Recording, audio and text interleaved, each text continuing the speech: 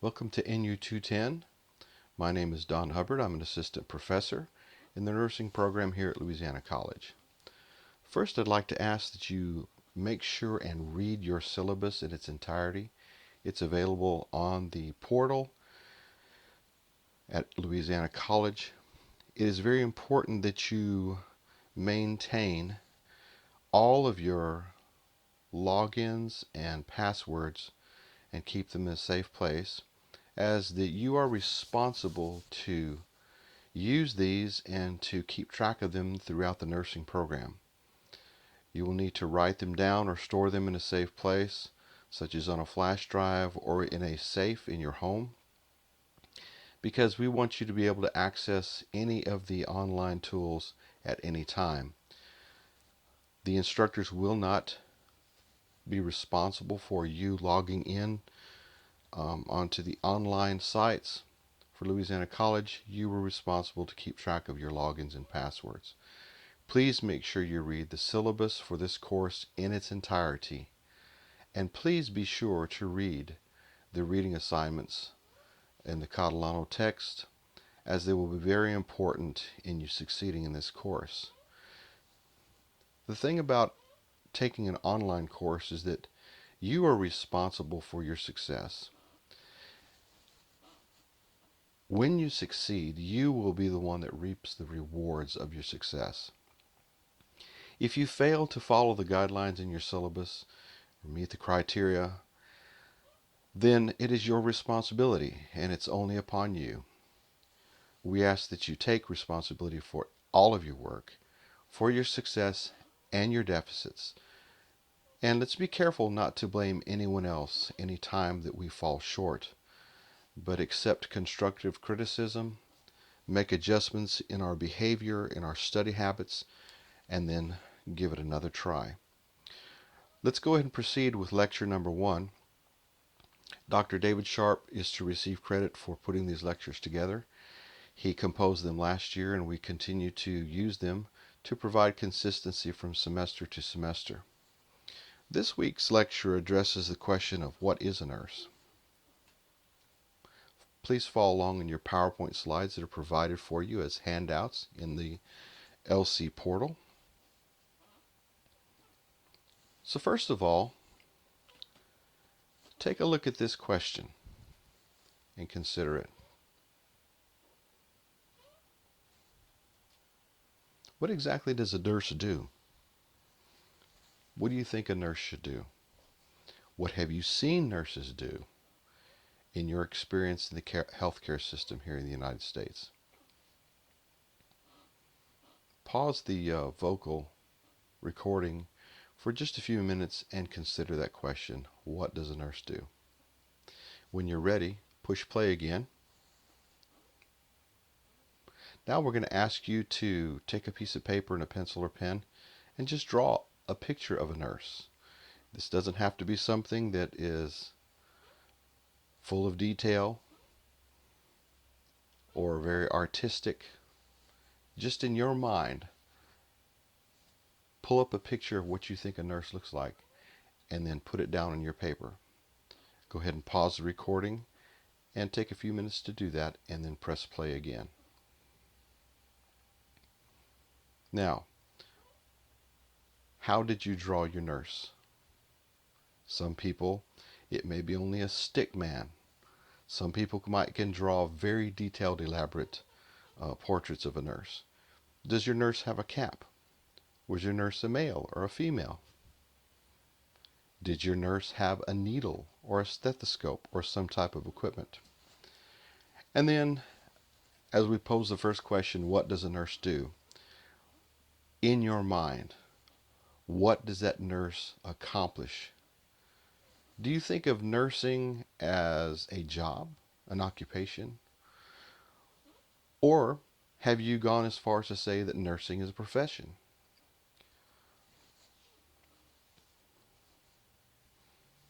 And what is the oldest profession that you can think of?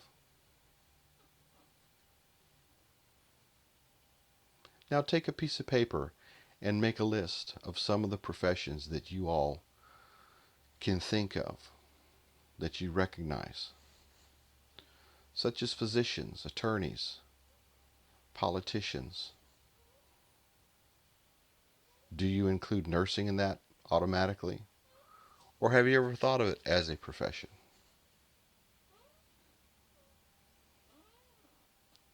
What is it that defines a profession? Well, when defining a profession, our Catalano textbook delineates three approaches to defining a profession. The first is the process approach. The second is the power approach. The third is the trait approach. And in looking at the process approach, we see that there is a process of moving from just completing tasks to meeting professional criteria along a continuum. This means that it is dynamic, and it may not have a clear definition of a profession. So that profession can be defined along the continuum, and that definition can be revised, it can be advanced, it can be added to. And many times, the definition of that profession depends on the public's perception. A lot of times, nursing is not usually viewed as a profession in most societies. Second, let's look at the power approach. The power approach is defined by two criteria. How much independence is there in that practice? And how much power does that occupation or profession control? Power is political power and the amount of money the person earns. For instance, in medicine, law, and politics, which are professions, there's a lot of political power, a lot of lobbying, and there's very, very high, vast amounts of money that are involved in these professions. But is this really what being a profession is all about? Is this how you would define a profession? Is by politics and power? That's the power approach. Third, we look at the trait approach. This was developed by social scientists. Sociology, of course, is something that you studied, maybe an introductory course, so you're familiar with what social scientists do. Some of the common characteristics of a profession that they found were that there was intellectual knowledge involved, there was accountability, there was a specialized body of knowledge, and it required higher education. They did a public service. They were altruistic. Altruism was valued over financial gain. Autonomy and independence of practice. They possess strong professional organizations. Professions have codes of ethics. And they have a strong professional identity, a commitment to development of the profession. They demonstrate professional competency and legally recognized licensure. All of these things are present in the nursing profession.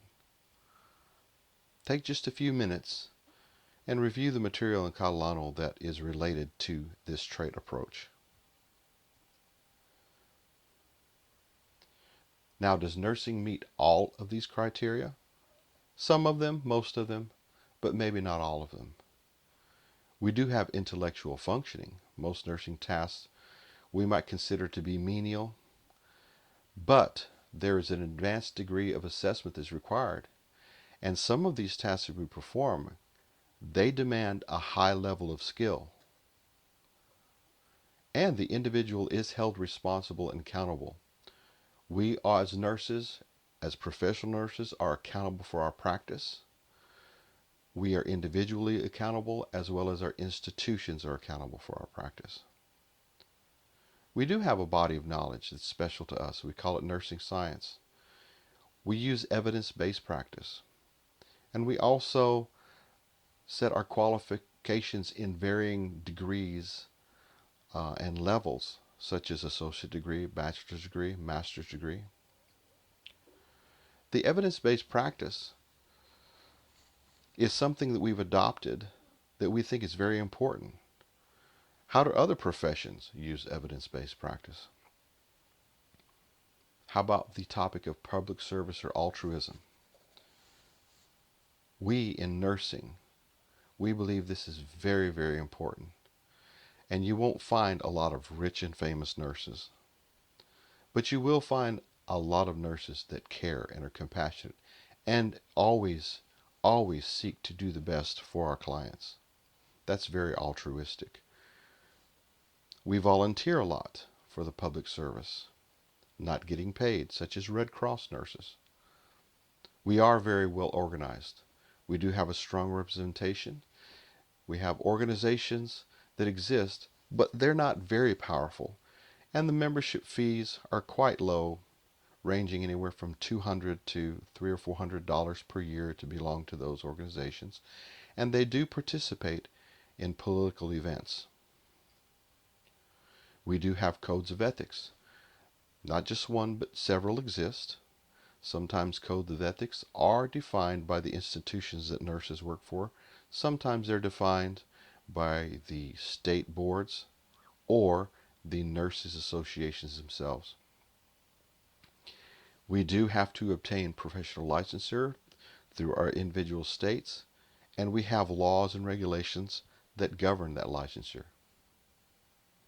Now, where as a profession do we fall short in nursing? First of all, education. We do not have to have a BSN degree or a baccalaureate degree to be a professional nurse. Many nurses obtained diploma program certification or associate degrees in nursing in two-year colleges or community colleges. This trend has been developing over the past decade and continues to be an issue in our profession.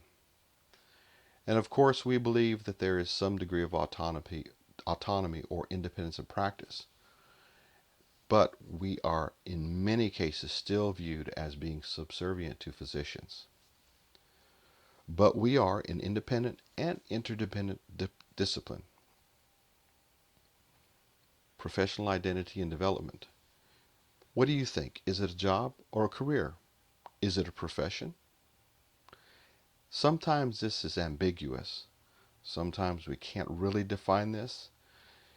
Sometimes it's socially defined or institutionally defined.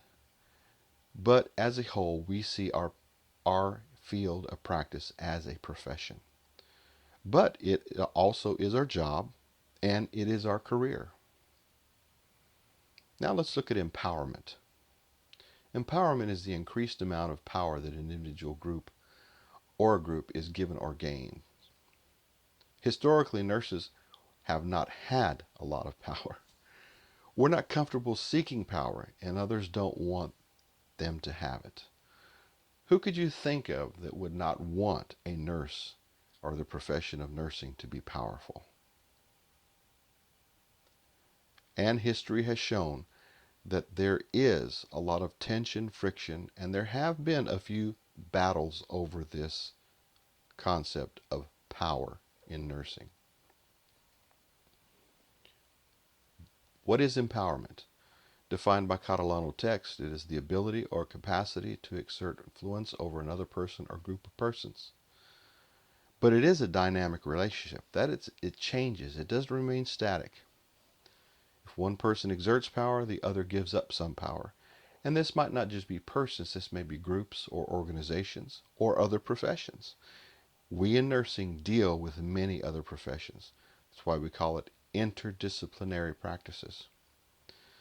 People are always in a state of bargaining and changing in relation to power. Now, what are some of the sources of power for nurses? There's referent power. The client can do something that they would rather not do via the therapeutic relationship. In other words, we can change or help change that client's behavior when we enter into this relationship with them. What we're wanting to change is bad behavior, unhealthy behavior, behavior that contributes to their lack of wellness. We want to convince them by presenting evidence to them that they need to change their behavior so that they can be more healthy. Now, the expert power comes from our knowledge, our skills, and those things that we are expert at, it can be used or withheld to influence others. We can derive these things through our education, and it increases as we remain in that position for a longer time. Nurses that have been in institutions and hospitals for several decades, they show a great amount of this expert power because they have honed their skills and refined their assessment skills, their tactile skills, etc. What about the power of rewards? That's the ability to grant rewards to others. And sometimes this can be limited in nursing. That might have to do with the limit in financial assets of institutions. If it's a reward that provides to all the nurses, it can be quite financially taxing upon an institution or hospital. So we don't see this happen a lot. Then there's coercive power. It's the opposite of reward. It's the ability to punish or withhold rewards. This is like negative reinforcement. We shouldn't be using this in nursing profession. Legitimate power, we see nurses that are licensed practitioners that increase in power, and we don't see a lot of real legislative functions. Collective power, it's not well organized, and limited lobbying power in nursing. So we don't see a lot of this in our profession. But how can we increase power in nursing, in our profession? We can do this through professional unity, such as becoming members of professional organizations like the American Nurses Association or the Advanced Practice Nurses Association.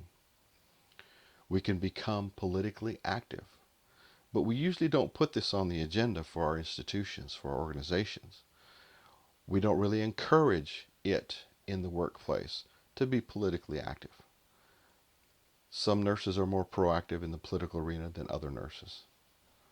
How about accountability and professionalism? Does this increase power?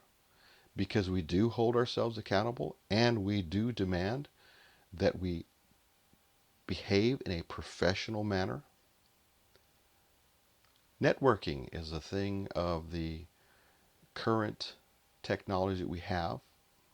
Look at the social media and all the conferences that we hold. As you become a nurse and you're established and people get your email address, you will receive many, many invitations to conferences throughout the year. How about the future trends in our nursing profession? Let's take a look at this. Is there going to be a nursing shortage? What has been the history of nursing shortages in the past? It seems that we've had peaks and valleys many times. There is a sustained demand for nurses. As healthcare changes, it's a dynamic process. We find that there is a continuous, consistent demand for nurses. And are we using BSN nurses more now than ever? Or are we moving to using only BSN nurses? Are we phasing out ADN programs, etc.? And nurses are developing as independent practitioners. Nurse practitioners, advanced practice nurses, now work both through collaborative contracts, but this is changing. And the fields in nursing, or the specialties in nursing, they continue to grow and branch out. There is an emphasis on professionalism and professional qualifications in our trending towards the future. We continue to hold ourselves highly accountable for our professionalism and our qualifications. If you succeed in becoming a nurse, then you are the future of our nursing profession.